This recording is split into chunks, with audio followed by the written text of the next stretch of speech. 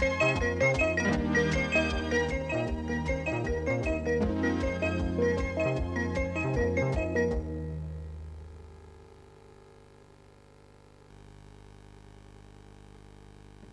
this is Daytime on 2, and just before General Studies looks at the video boom, here's some advanced news for teachers. Starting on Monday, the 29th of October, in the General Studies series, we shall be transmitting 3 programs on East-West relations. Well, there's been a change in the order of the programs in the East versus West unit. Now, the first program will be Views from the West, a look at some of the causes of conflict in East-West relations.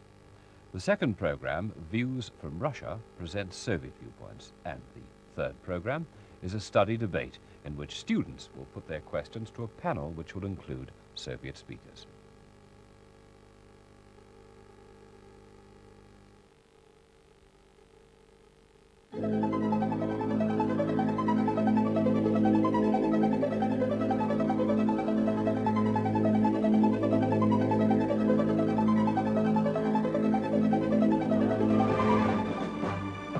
And now, at last, London is cable country.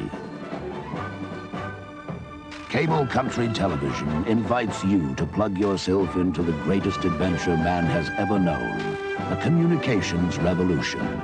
Suddenly, your television is a passport to excitement.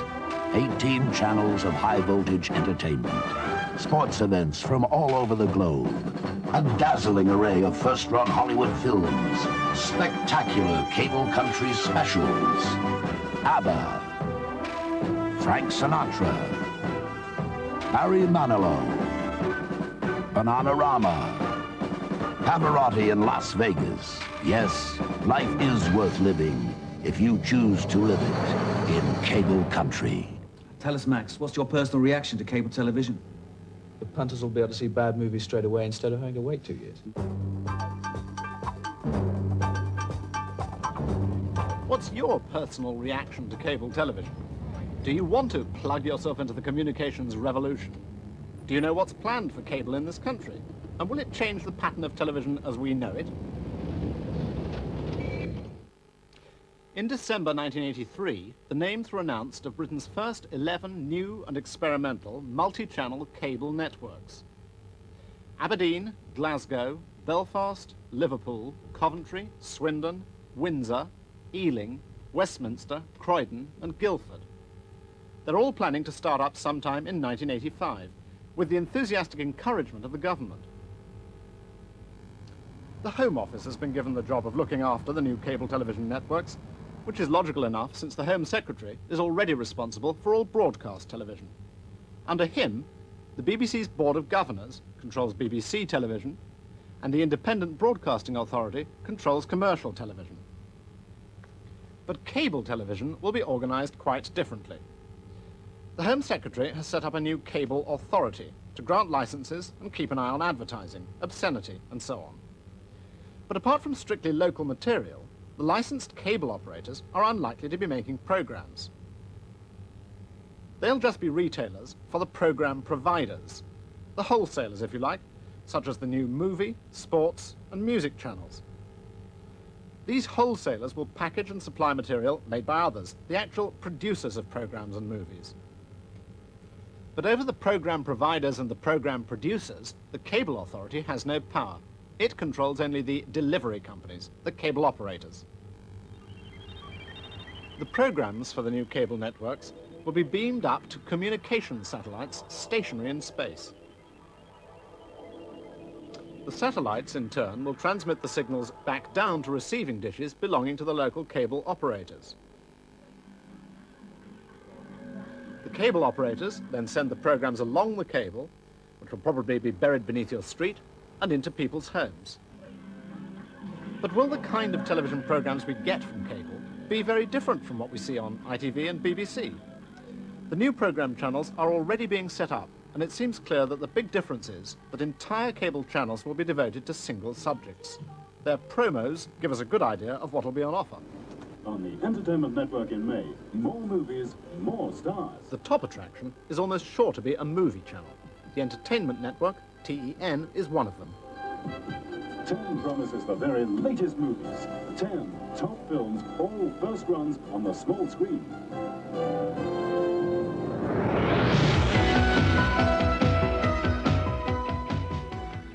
And we're promised a round-the-clock pop music channel.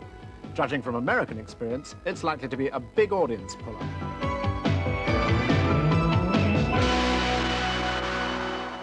Music Box is a new television service. It is a pan-European service. It's a service which is dedicated to a 15 to 25-year-old audience, so that's new, something which has never happened before in Europe. And it's a television service which is totally music-oriented programming. The main body of the programming is video promos. It's like radio with pictures, with young presenters linking the videos, giving music news.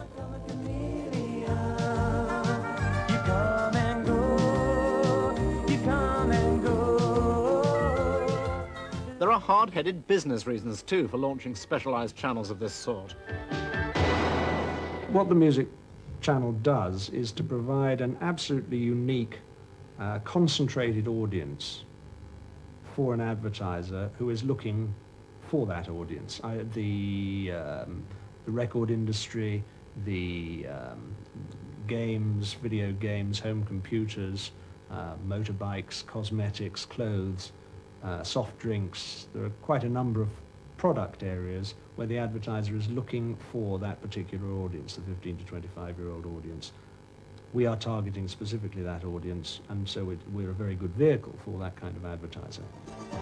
Another possibility, again following the American example, is a round-the-clock all-news channel. WNN, World News Network, serving Europe via cable and satellite. Non-stop news and information exclusive to this channel, with a complete news update every 15 minutes and major world news summaries every half hour, plus the most comprehensive weather service in Europe. There's also sure to be something specifically for younger children, and this channel's already in existence.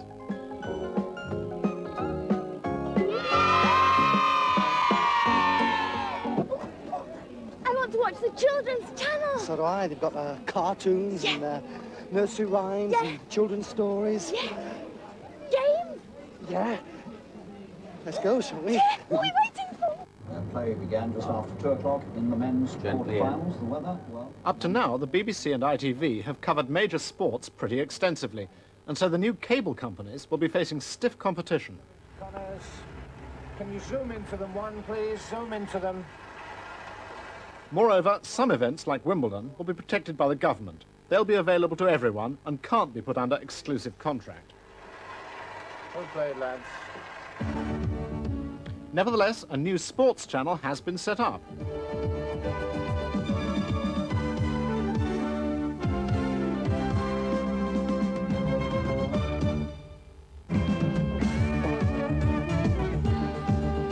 Screen Sport covers the world to bring you not only major events, but sports you can't see on traditional TV channels.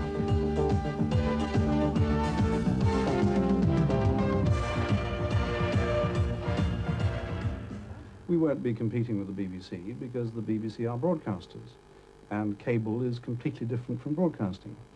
It will be practically all recorded material. There will be very little that's live, and it will come from around the world. A fair percentage will come from the United States and Canada. A light entertainment channel is already being beamed down by satellite all over Europe. From satellite television in London, this is Sky Channel.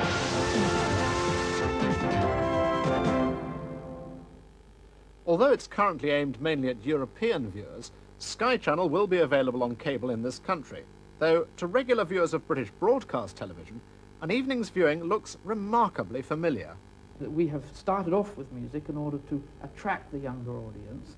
We then move on to a series like Fantasy Island, which will have a broader appeal across the family. Not you lose the younger audience, but also attract the mothers, and then progressively with Charlie's Angels and Skyways, bring the fathers aboard.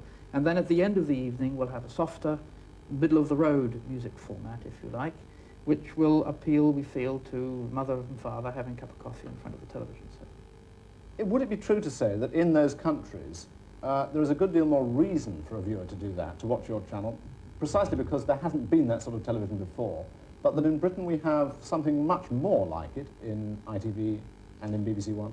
Yes, I think that this is one of the reasons why the British market is so important to us, because if we want to be competitive in Europe, we have to meet the standards of British broadcasting. Looking at the first set of channels being offered to British cable subscribers, it certainly seems that more is not necessarily going to mean better. The cable people we've seen have all been remarkably honest. They don't feel themselves to be competing with the BBC and ITV in quality terms. They're simply offering more of what's already popular in rather a different way. It's hard to see how more than a handful of these programme wholesalers can possibly survive. Even before the system has been launched, they started talking about mergers. As for the retailers, the local cable operators, they differ so radically from one area to another that they look likely to end up with successes and failures as varied as those in local commercial radio. But the multi-channel cable networks promise their customers more than endless entertainment and greater freedom to choose what to view and when to view it. The cable networks will be two-way. Interactive is the word often used. The system will allow customers not only to receive programs and all sorts of information, but to carry out transactions and send messages back down the cable, all at the touch of a finger on a keypad. A two-way shopping channel is one of those possible services.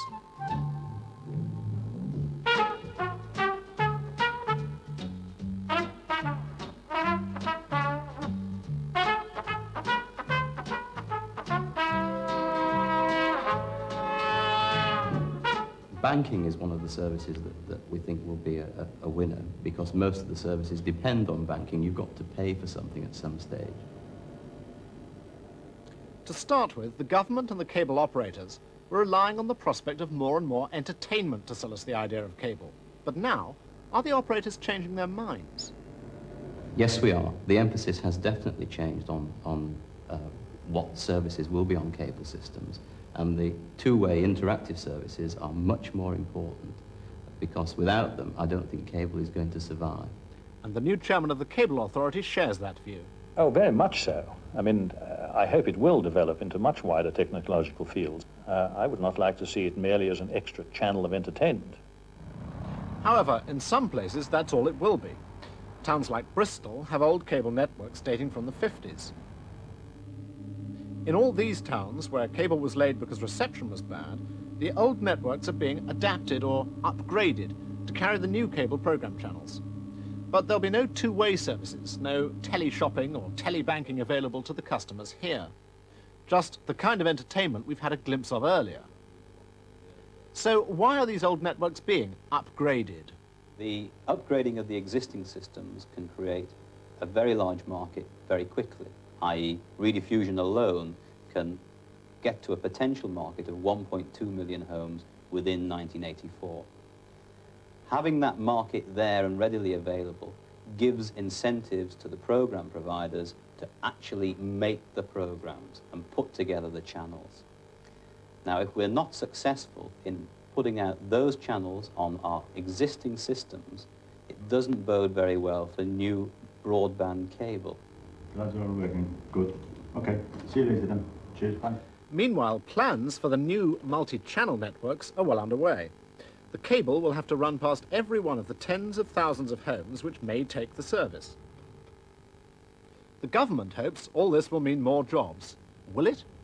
Yes. In Guildford, for instance, we will need 60 full-time jobs going on running the cable system. But whilst we're laying the cable system, another 30 jobs will be created.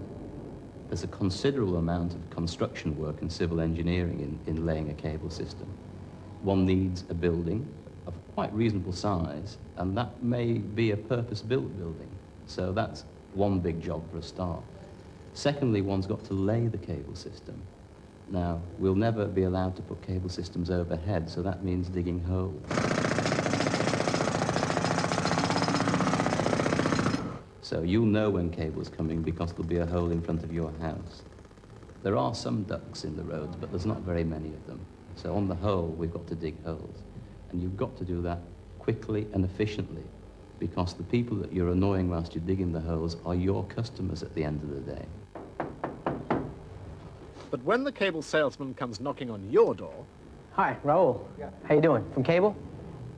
Will you choose to become a cable customer? A surprisingly large number of people, according to a Which survey, are reasonably happy with things as they are.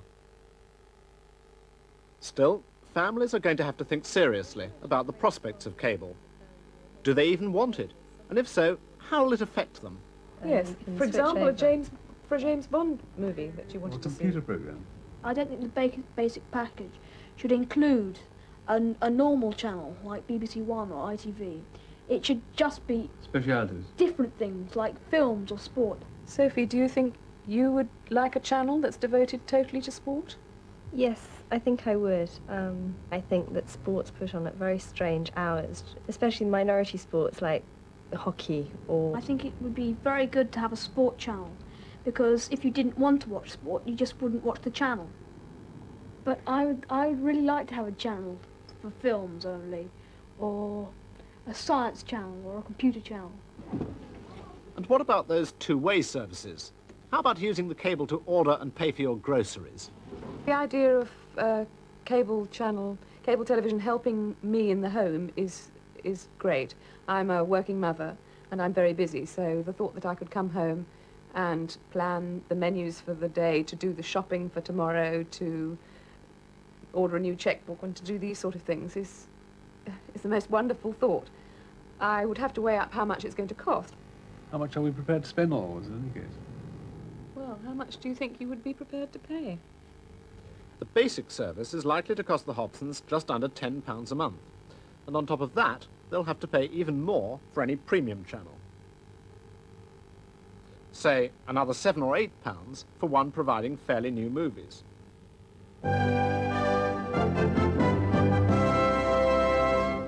So, all in all, the Hobsons won't have much change left from £20 a month.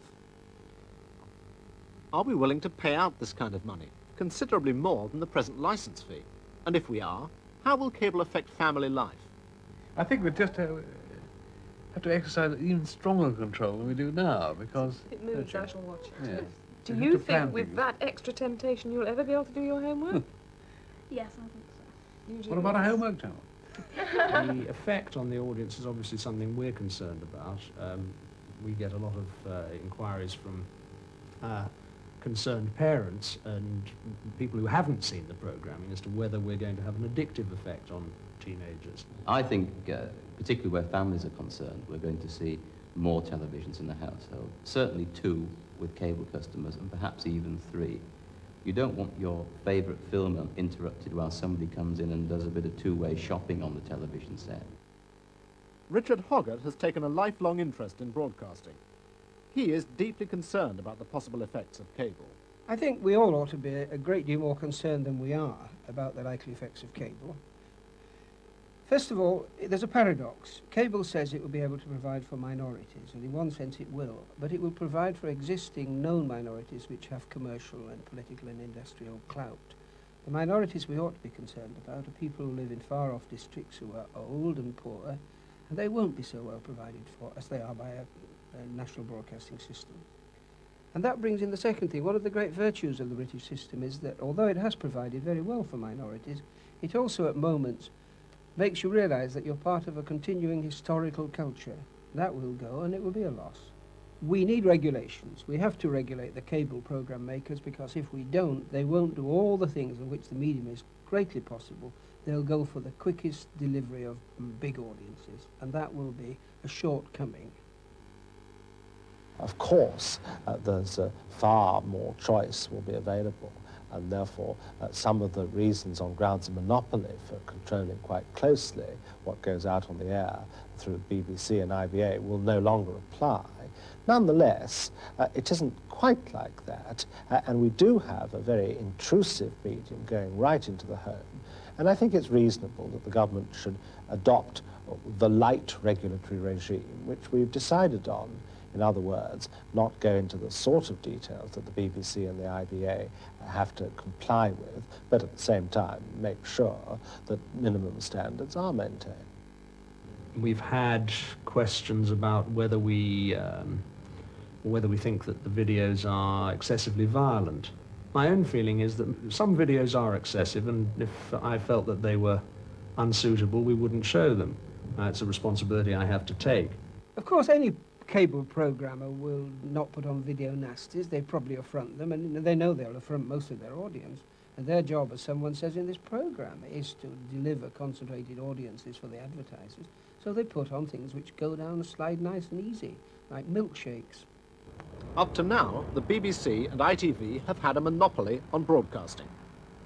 Now, changes and competition lie ahead. Does the prospect worry the BBC's Director General? The sort of things that ITV, as well as ourselves, do might simply become too expensive in the longer term, in competitive terms with cable. I mean, diversity of access is not something I'm against, unless it's simply us, all of us, competing with the same movies, the same American series, and that in the end people can't commit anymore to long-term expensive projects. The monopoly is over.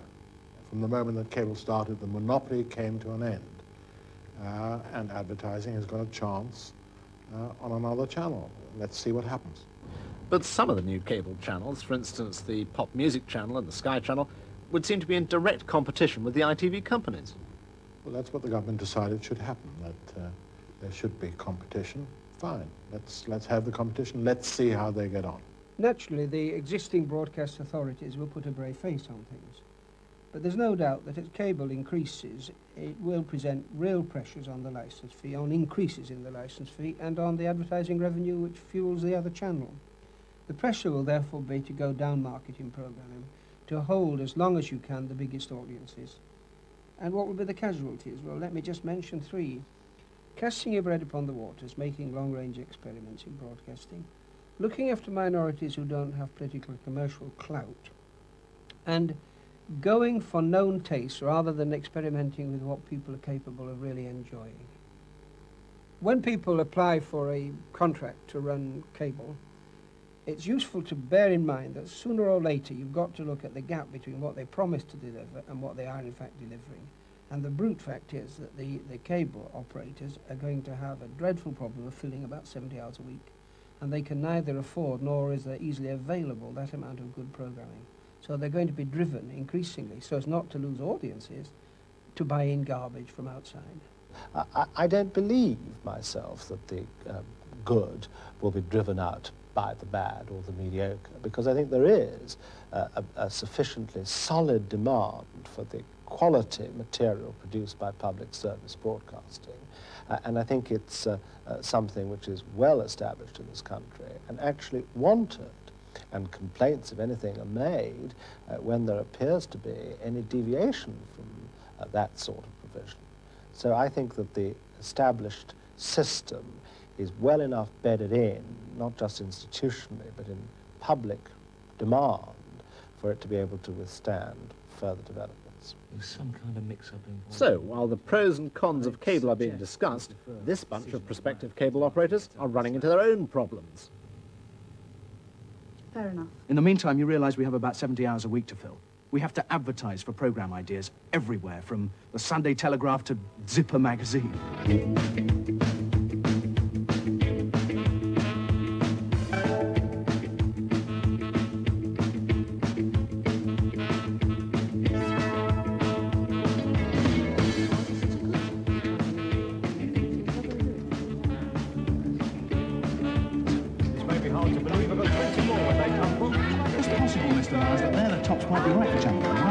Detailed breakdown of the pilot show. I'd open with my Hungarian contortionist. Put it down on paper. By tomorrow. I don't want to waste your time. What sort of money are we talking, by the way? £1,000 an hour. Correct? Sorry? You're paying £1,000 per act. No, we don't pay you. You pay us. Stop dancing, kids!